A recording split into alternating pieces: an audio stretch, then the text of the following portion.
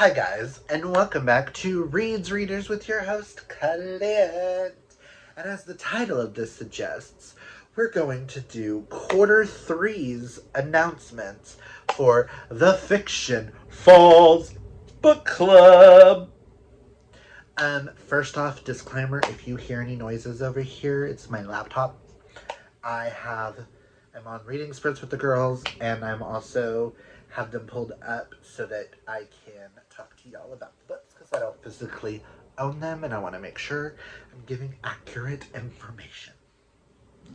2, if you do not know what Fiction Falls is, it is a fantasy-based book club that I co-host with one of my besties, Amanda from Amanda's Booktopia.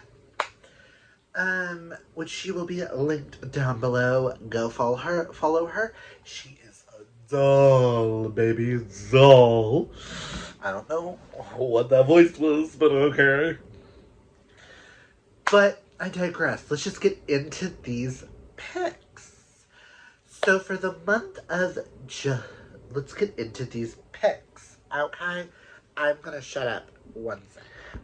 That way I can put this on the screen. In the month of July, my birthday month, we will be reading Bury Our Bones in the Midnight Soil by V.E. Schwab. And we will be kindly joined by Karina from She Dreams in Words on YouTube and Instagram. I will have Karina linked down below. This will be my fourth V.E. Schwab. I really loved Addie LaRue, I really loved Gallant, and I DNF'd City of Ghosts. So I am excited to know what this book is about. It says if you see me look this way, it's because the laptop, and I want to read what the book's about for you guys. From V.E. Schwab's, the #1 New York Times bestseller of The Invisible Life of Addie LaRue, a new genre-defying novel about immortality and hunger. This is the story about hunger. 1532, Santo Domingo de la Calzada. Sorry if I mispronounce a lot of this. I try my best. A young girl grows up wild and willy. Her beauty is only outmatched by her dreams of escape. But Maria knows she can only ever be a prize or a pawn in the games played by men. When an alluring stranger offers an alternate path, Maria makes a desperate choice. She vows to have no regrets. This is a story about love. 1827 London.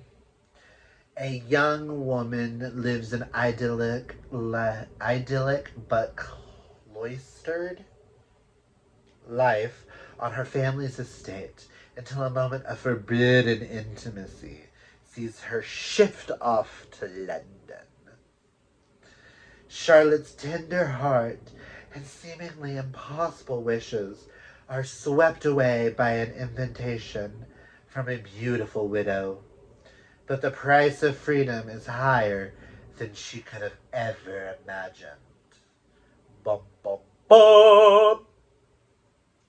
This is a story about rage. 2019, Boston, Massachusetts. Hello.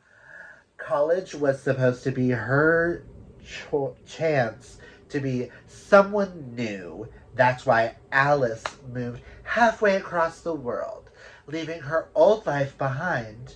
But after an out-of-character one-night stand leaves her questioning her past, her present, and her future, Alice throws herself into the hunt for answers and revenge. This is a story about life, how it ends, and how it starts. Bum, bum, bum. Past that, the only thing I was told is historical fiction, sapphic vampires. Yes, please. Yes. In the month of August, we will be reading Blood of Hercules by Jasmine Moss. And let me grab my thing. We are joined by Louise at Fox's Fairy Tales. I think I got her channel right.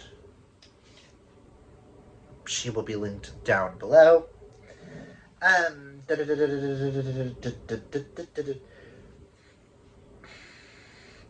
just a girl, and it turns out I'm Hercules. I'm struggling to survive in a Titan-infested world where Spartans, immortals from 12 royal families who have godlike power and obscene wealth, rule over all. A shy, stammering foster child with nothing. I keep my head down, cover my scars, and focus on excelling in school. At least I try. Then it happens. My blood test reveals I'm part of a powerful elite. I'm one of them. A Spartan. Ugh. Felt like an ugh was needed there. Forced to attend the Spartan War Academy, I undergo the most harrowing test of all, and to see if I have what it takes to be an immortal. There's just a few problems. Achilles and Patro are my scary mentors. Charon, the ferryman of death, and Augustus, the son of war, are my terrifying professors. Also, I'm pretty sure either someone's stalking me everywhere I go, or my sanity's slipping. I have a bad feeling both are true. I'm surrounded by villains, and they're smothering me with their hate, obsession, and dark possessiveness. Too bad for them. They have no clue just who they're messing with. Perfect for listeners who love Who Did This to You? Extreme enemies to lovers. Morally gray alpha heroes? Stories where the villains get the girl, and Greek myths and war academies. I am really excited for this because this has been pitched as why choose fantasy based with Greek mythology? Say less. I am excited to be giving this a try. Let's just say I haven't had the best track record with fantasy romance this year, but this is one that I'm like super, super excited for. So fingers crossed we find another win, and it's the start of a series, and I could just gobble it up.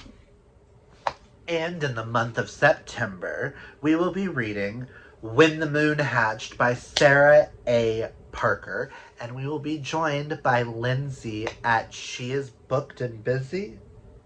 Yes, She Is Booked and Busy. Lindsay will be linked down below as well. Excuse me. The creators did not expect their beloved dragons to sail skyward upon their end, to curl into balls just beyond gravity's grip, littering the sky with tombstones, with moons.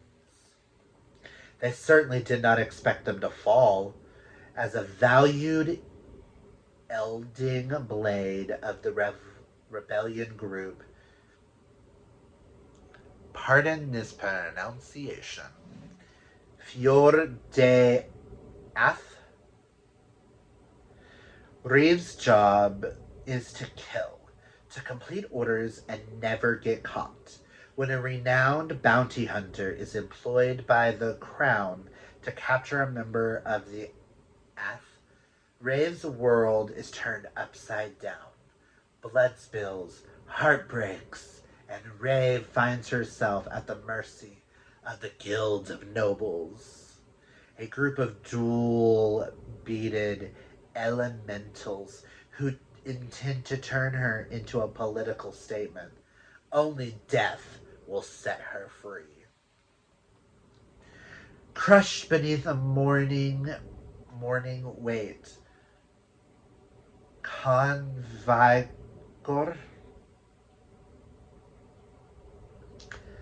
took the head of the king and donned his melted crown, now on a tireless quest to assuage the never-ebbing ache in his chest. His hunt for the moon shard lures him into the belly of the Gore's notorious prison, where he stumbles upon something that rips apart his perception of reality. A shackled miracle with eyes full of rage and blood on her hands. The echo of past sings louder than the creators themselves, and even Rave can't ignore the truth blaring at her from a warmer, happier time. However, there's more to this song than meets the eye, and some truths, they're too poisonous to swallow. When the Moon Hatched is a fast-paced fantasy romance for fans of witty banter and strong, sassy protagonists. Beneath the cover is an immersive, vibrant world with mysterious creatures, a unique magic system, and a love that blazes through the ages. You know, to be perfectly honest, that might just be the first time I've ever read that synopsis. That is not what I thought that book was about. I don't even remember what I thought this book was about, but you know what? I'm intrigued, and I cannot wait to read it. This is going to be so much fun. Well, there are the Q3 picks for Fiction Falls Book Club. Wow, if I can speak today, guys. But comment down below, let me know, are you excited for any of these picks? Again, don't forget that July is We Buried Our Bones in the Midnight Soil by V.E. Schwab. August will be The Blood of Hercules by Jasmine Moss. And September is When the Moon Hatched by Sarah A. Parker. And I will have everybody linked down below, as well as the Fiction Falls Instagram. Go check it out. You might see another announcement coming within the next month for something special from us for round 2 of something. But that's all I've got for you guys. Comment, like I said earlier, comment down below. Are you excited for any of these? Are you going to take part in any of these? Have you read any of these? What do you think out of these 3? What do you think my favorite out of these 3 will be? And which one do you think I will despise? Let me know down below. But until next time, kids, embrace your inner rainbow. Take care of your mental health. Hydrate or mummify, as they say. And until next time, I hope you have a fabulously gay day, month, year, whatever it is for you. I hope it's fabulous and gay. And until next time, bye!